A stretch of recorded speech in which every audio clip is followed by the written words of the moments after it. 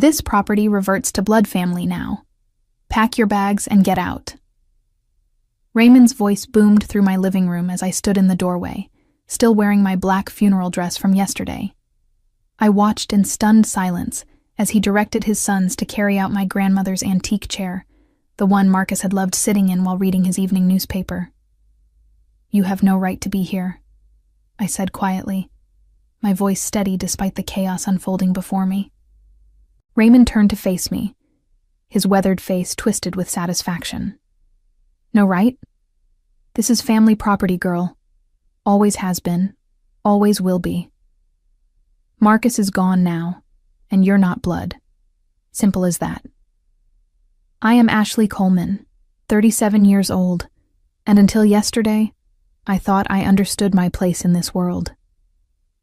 For 8 years, I had been married to Marcus Coleman, a gentle soul who worked as a veterinarian here in Richmond, Virginia. We had built what I believed was a beautiful life together in the Victorian house his grandfather had left him. But as I watched Raymond's other sons, Gerald and Timothy, hauling my belongings toward the front door, I realized how naive I had been about his family's true feelings toward me. The morning after laying my husband to rest, I had returned home from my sister's house to find the locks changed, and the Coleman men treating my home like their personal storage unit. Raymond stood in the center of it all, orchestrating the removal of my life as if I were nothing more than a temporary tenant whose lease had expired. "Marcus wouldn't want this," I whispered, my hands trembling as I watched them stack my wedding photos carelessly on the porch. "Marcus is dead," Raymond snapped, "and he was too soft-hearted when it came to you. We told him from the beginning you were only after the family money, but he wouldn't listen. Well, that charade is over now." The words hit me like physical blows. 8 years of family dinners where I was tolerated but never welcomed. 8 years of conversations that stopped when I entered rooms. 8 years of being treated like an outsider at my own husband's family gatherings. I had endured it all because Marcus asked me to, because he believed his family would eventually come around. Gerald appeared beside his father, breathing heavily from moving furniture. "Most of her stuff is out, Dad. What about the kitchen things?" "Take what's valuable. Leave the rest," Raymond replied without even glancing at me. "She can have until sunset to collect whatever junk we don't want." As I stood there watching them dismantle my life, something cold settled in my chest. They had underestimated me completely, just as they always had. But what they didn't know was that Marcus had never underestimated them at all. My relationship with the Coleman family had been strained from the very beginning. When Marcus first brought me home to meet his parents 8 years ago, the reception was Arctic at best. I was a nurse from a middle-class family, someone who had worked her way through school and earned everything I had. To Raymond and his wife Patricia, I was clearly beneath their veterinarian son, who came from 3 generations of property owners. "She's very practical," Patricia had said that first evening, her tone making it sound like a disease. I was helping clear the dinner dishes, while Marcus spoke with his father about expanding the veterinary practice. "I suppose that's important in your line of work." The subtle digs continued through our courtship and into our marriage. They never missed an opportunity to mention the daughters of their friends, girls who had gone to private colleges and came from established families. When Marcus and I announced our engagement, Raymond's first question wasn't about our happiness, but about the prenuptial agreement. "You understand, Ashley, that family property has been passed down through generations," he had said during what he called our pre-wedding discussion. "The house, the land, the practice, these things stay within the bloodline. Marcus is young and romantic, but business is business." Marcus had grown uncomfortable during that conversation, shifting in his chair beside me. "Dad, we don't need to discuss this now." "Actually, we do," Raymond continued. "Ashley seems like a sensible girl. I'm sure she understands the importance of preserving family legacy." I had nodded politely, not wanting to cause problems for Marcus, but inside I was seething. The way Raymond spoke about me as if I were a gold digger plotting to steal their precious legacy made my stomach turn. What they didn't realize was that I had never wanted their money or their property. I had fallen in love with Marcus because of his kindness, his dedication to healing animals, and his gentle spirit.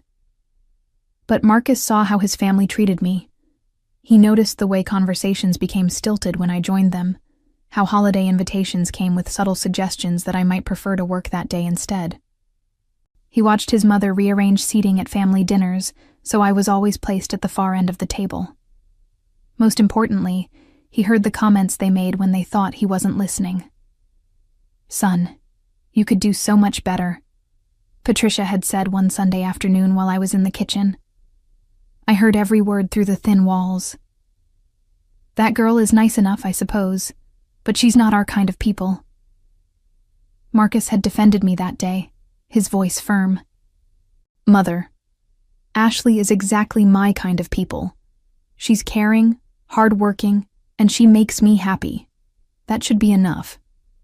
Happiness is wonderful, dear, but compatibility matters too.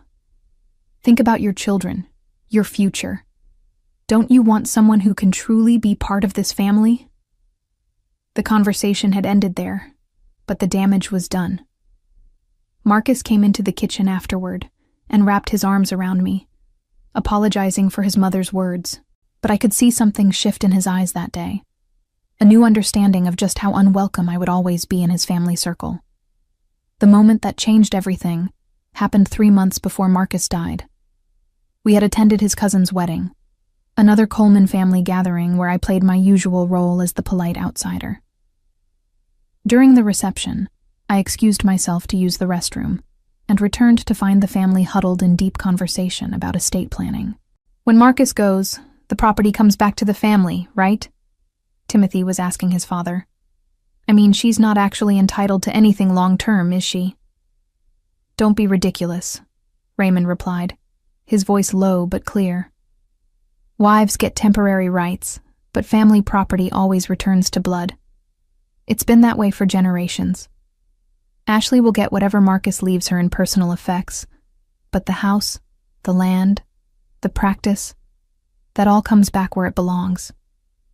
Gerald nodded approvingly. "Good.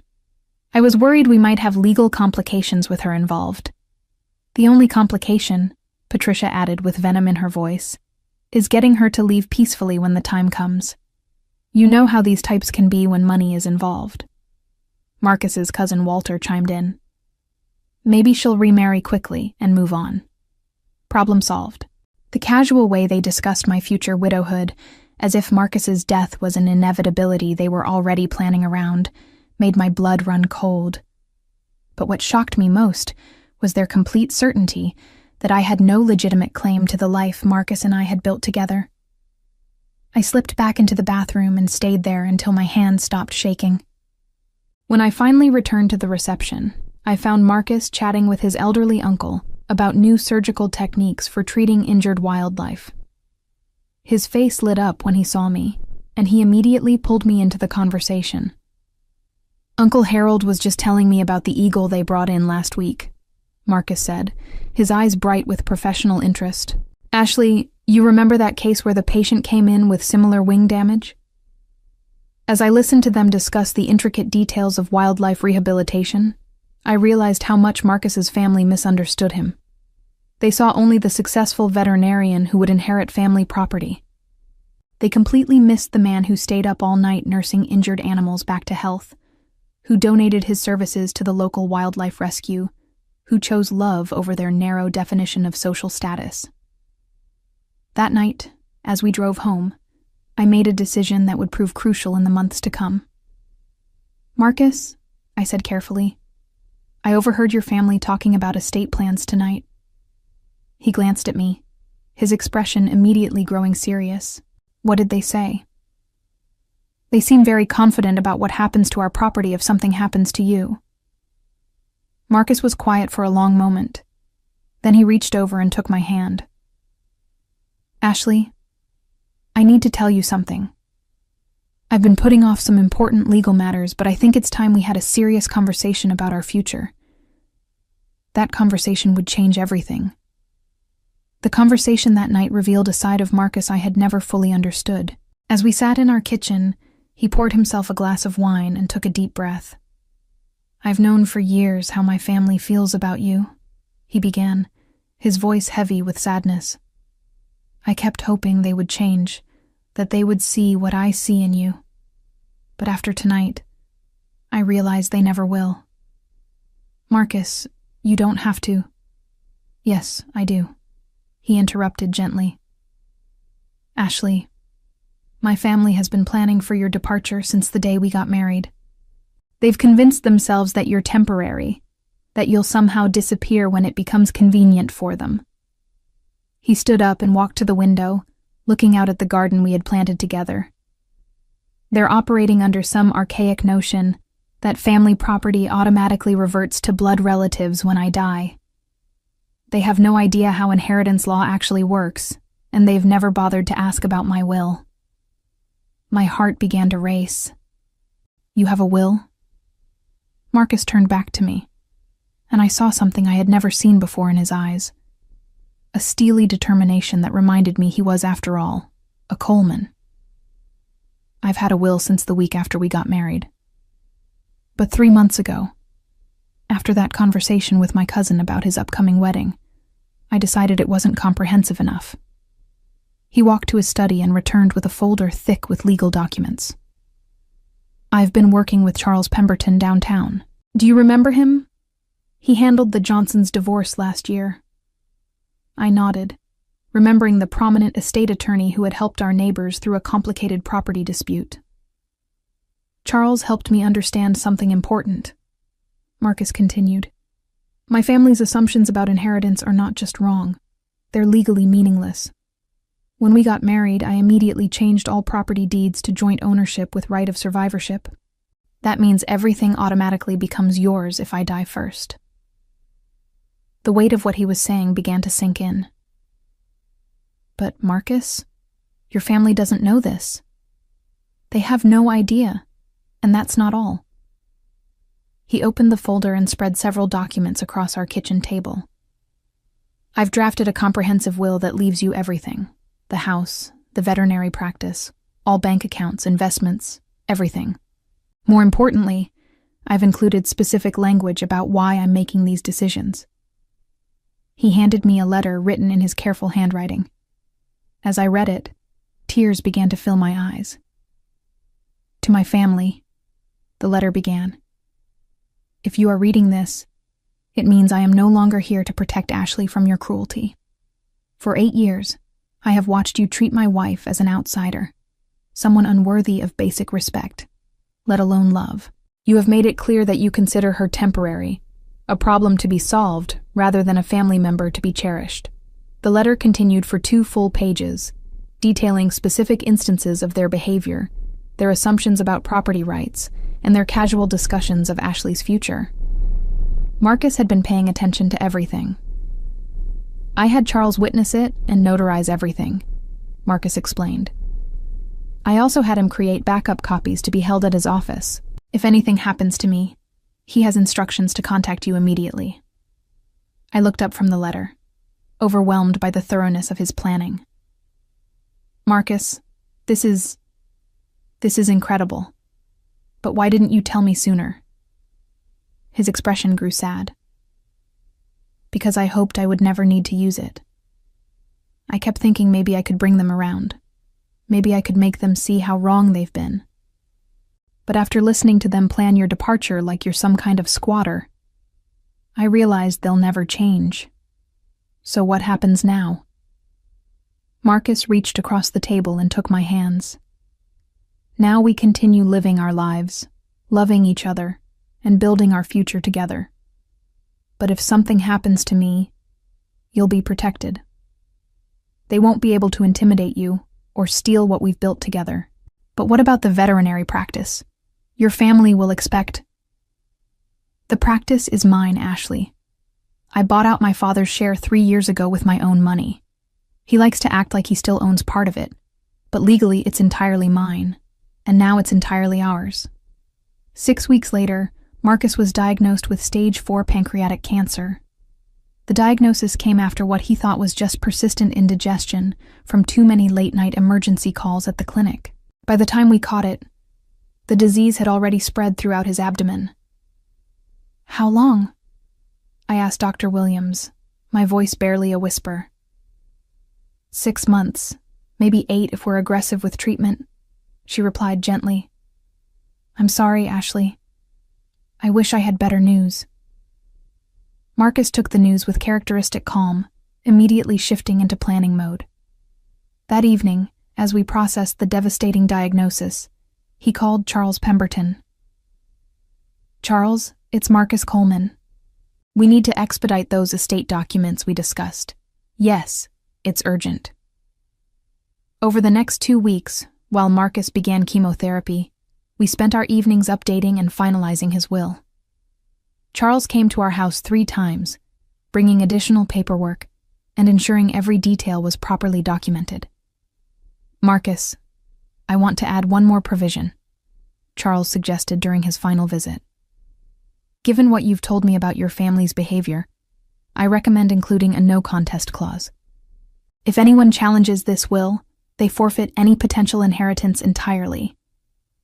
Do it, Marcus replied without hesitation. I want Ashley protected from any legal harassment after I'm gone. As Marcus's condition deteriorated, his family's behavior became even more telling. They visited frequently, but their conversations focused almost entirely on business matters and future plans for the property. I noticed them taking inventory of valuable items, discussing which furniture was original Coleman pieces, and making assumptions about what would happen after Marcus died. Ashley, dear, Patricia said one afternoon while Marcus was napping, have you given any thought to where you'll live afterward? This is my home, Patricia. I plan to stay here. She exchanged a look with Raymond. Well, of course, temporarily, but long-term, you'll want to find something more suitable for a single woman. This house is really too large for one person. Plus, the upkeep is expensive, Raymond added. Family property requires family resources to maintain properly. I bit my tongue, remembering Marcus's words about not revealing our legal preparations. But their presumption was infuriating. They were already mentally redistributing our life together, treating me like a temporary caretaker whose services would no longer be needed. The worst conversation happened 2 days before Marcus died. Gerald and Timothy came to visit, ostensibly to see their brother, but I overheard them in the hallway making plans. Dad wants to start moving some of the valuable pieces out before the funeral, Gerald whispered. He's worried Ashley might try to claim them. Smart thinking, Timothy replied. We should probably change the locks too, just to avoid any complications. What about the veterinary practice? Do we need to notify his patients about the transition? Dad's already contacted that new vet in Henrico. Dr. Peterson is interested in taking over the client list. I stood frozen outside Marcus's room, listening to them plan the dismantling of our life while my husband lay dying just feet away. They had no idea that every word they spoke was further validating Marcus's decision to protect me legally. That night, I told Marcus what I had overheard. He was weak from the pain medication, but his eyes still flashed with anger. They're already dividing up our life, he asked, his voice barely audible. I'm afraid so. Marcus closed his eyes for a moment, then looked at me with determination. Ashley, promise me something. When they come, and they will come, don't let them intimidate you. You have every legal right to everything we've built together. Charles has all the documents, and he knows exactly what to do. I promise, I whispered, holding his hand. And don't feel guilty about fighting them. They've made their choice about how to treat you. Now they'll live with the consequences. Marcus died on a Tuesday morning in October, surrounded by the golden light filtering through our bedroom windows. I held his hand as he took his final breath, whispering how much I loved him and how grateful I was for the life we had shared. The funeral was held 2 days later at St. Paul's Episcopal Church, where we had been married 8 years earlier. The Coleman family took over the arrangements, pushing me aside as they planned what they considered appropriate for their son. I let them handle the details, knowing that soon enough, their presumptions would catch up with them. Ashley, dear, you'll sit in the second row. Patricia informed me the morning of the service. Family sits in the front row. I nodded quietly, choosing not to point out that I was his wife, and therefore his closest family. Their behavior was providing me with even more evidence of their complete disregard for my place in Marcus's life. After the service, Raymond pulled me aside at the cemetery. We'll give you a few days to grieve, Ashley, but then we need to discuss practical matters. The house will need to be cleaned out, and we'll need time to prepare it for Gerald's family. Gerald's family? He's been wanting to move back to Richmond, Raymond explained matter-of-factly. The house is perfect for them, and it keeps the property and the family where it belongs. I stared at him, amazed by his audacity. Raymond, that house is my home. Was your home, he corrected. You were Marcus's wife, and we're grateful for the care you gave him. But now it's time for family property to return to family. I am family. Raymond's expression hardened. You're not blood, Ashley. There's a difference. That night, I stayed at my sister Janet's house in Glen Allen, needing space to process my grief without the additional stress of the Coleman family's expectations. Janet, who had never liked Marcus's family, was furious when I told her about their plans. They can't just kick you out of your own house, she exclaimed. You were married to Marcus for 8 years. They seem very confident about their legal position, I replied calmly. Well, they're wrong. You need to call a lawyer immediately. I smiled sadly at my sister's outrage. Actually, Janet, Marcus already took care of that.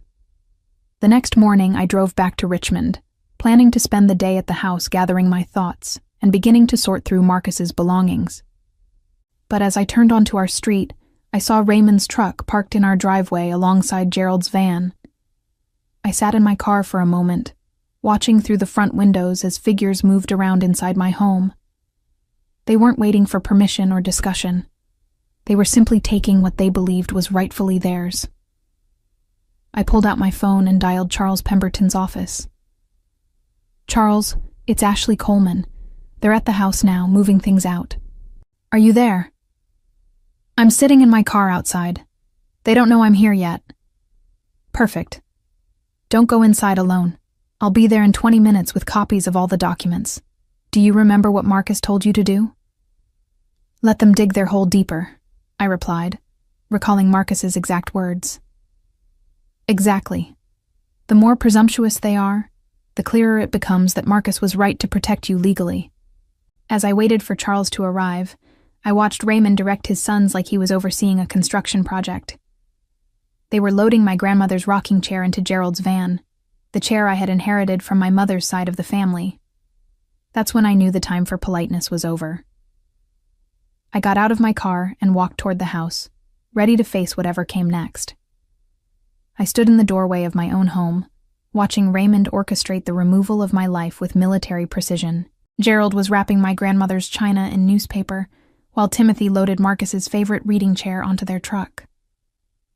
You're back sooner than expected, Raymond said when he noticed me, not even having the grace to look embarrassed about being caught looting my house. We thought you might want to stay away for a few more days while we handle the transition. The transition? I asked quietly. Getting the house ready for Gerald's family. Don't worry. We'll pack your personal items separately. You can pick them up once you've found somewhere else to live. I watched him for a moment, marveling at his absolute certainty. Raymond, I need to tell you something important. What's that, dear? You forgot one crucial thing. His expression shifted slightly. What do you mean? Before I could answer, Charles Pemberton's silver BMW pulled into the driveway. Raymond's face went pale as he recognized the prominent estate attorney stepping out of the car with a briefcase full of legal documents. Mr. Coleman, Charles called out as he approached the front door. I'm Charles Pemberton, Marcus's attorney. I believe we need to have a conversation. I don't understand, Raymond stammered. What's this about? Charles looked around at the furniture being loaded into trucks, then back at Raymond with professional calm. "It's about the fact that you're currently removing property that belongs to Ashley Coleman, and you need to stop immediately." Gerald dropped the box he was carrying. "What are you talking about? This is family property." "Actually," Charles replied, opening his briefcase, "legally speaking, everything you've touched today belongs to Ashley. Marcus left a comprehensive will, and I have the documentation right here." Timothy stopped loading the truck. "A will? But family property Family property follows legal ownership, not assumptions," Charles interrupted. "And Marcus made his wishes very clear." Charles spread the legal documents across our kitchen table while the Coleman men gathered around, their confident expressions rapidly changing to confusion and then anger. "This will, dated 6 months ago and properly witnessed, leaves everything to Ashley Coleman," Charles explained methodically. "The house, the veterinary practice, all bank accounts, investments, and personal property. Everything." Raymond's face turned red. "That's impossible. Family property has been passed down for generations. You can't just give it away to outsiders." "Mr. Coleman, your son owned this property outright. He could leave it to whomever he chose, and he chose his wife." "But she's not blood family," Patricia protested. Charles pulled out another document. "Actually, under Virginia law, spouses have automatic inheritance rights that supersede any family traditions. But more importantly, Marcus also changed all property deeds to joint ownership with right of survivorship. Even without the will, everything would have gone to Ashley automatically." Gerald looked stunned. "You mean we have no claim to any of this?" "None whatsoever. In fact, by removing property without permission, you're technically committing theft."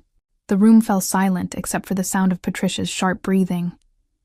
Raymond slumped into a chair, the weight of his miscalculation finally hitting him. "There's more," Charles continued, pulling out Marcus's letter. Marcus also left detailed instructions about why he made these decisions. He began reading aloud. "To my family, if you are reading this, it means I am no longer here to protect Ashley from your cruelty. For 8 years, I have watched you treat my wife as an outsider."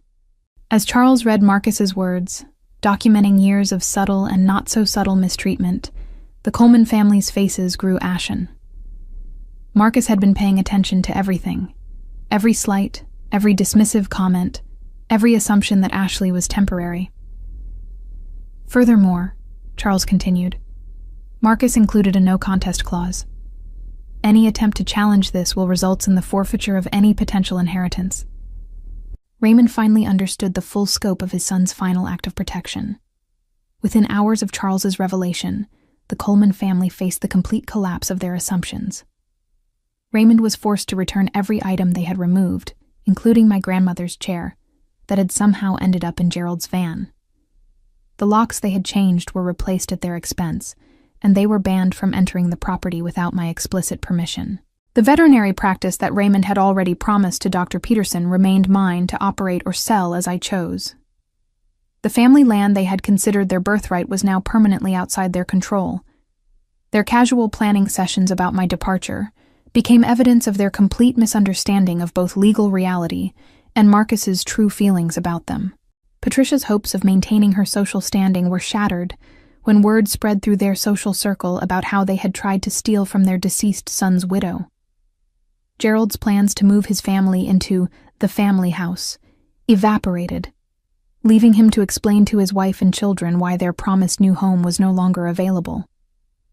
Timothy's assumptions about inheriting part of the veterinary practice cost him the job he thought was guaranteed. Most devastatingly for Raymond, the respect he had commanded as the Coleman family patriarch disappeared overnight when people learned how thoroughly his own son had rejected his values and protected his wife from the family's cruelty. The man who had spent decades lecturing others about family loyalty discovered that his son's final act was one of complete rejection of everything Raymond represented. As I stood in my kitchen that evening, holding Marcus's letter and surrounded by the belongings his family had tried to steal, I realized that my husband's greatest gift wasn't the house or the money. It was the validation that our love had been real, that I had been worthy of protection, and that sometimes the quietest people fight the hardest battles for those they love. The revenge was complete, not because I had planned it, but because Marcus had seen his family's true nature years before I did, and had quietly, methodically, built walls around our love that they could never breach.